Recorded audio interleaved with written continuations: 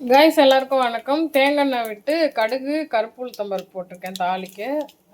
சீரகம் எதுக்கு அப்படின்னா கோகனட் ரைஸ் பண்ண போகிறோம் டக்குன்னு. அதுக்காக அதில் வந்து இந்த வாயில் கடிப்படுறதுக்கு காஞ்ச மிளகா கிடையாது, அது காரத்துக்கு.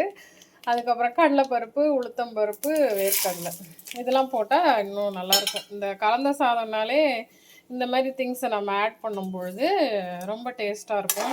ப்ளஸ் நம்ம காய்கறி சாப்பிட்லங்கிற அந்த இதையும் கொஞ்சம் வந்து சமாளிச்சுக்கலாம்.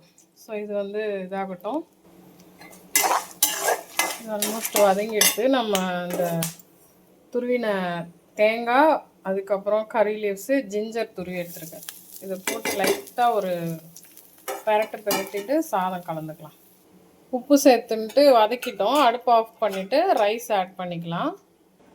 கைஸ், நம்மளோட தேங்காய் சாதம் கோகனட் ரைஸ் ரெடி ஆகிடுது. எல்லோரும் ட்ரை பண்ணுங்கள்.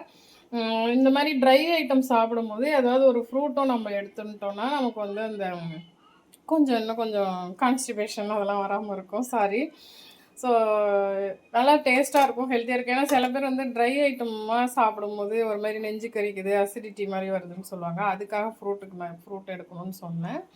ஸோ வெறுமனே அந்த மாதிரி ப்ராப்ளம் இல்லாதவங்க அழகாகவே சாப்பிட்டுக்கலாம். பட் இதை சாப்பிட்டா ப்ராப்ளம் வரும்னு சொல்லலை. Thank you so much.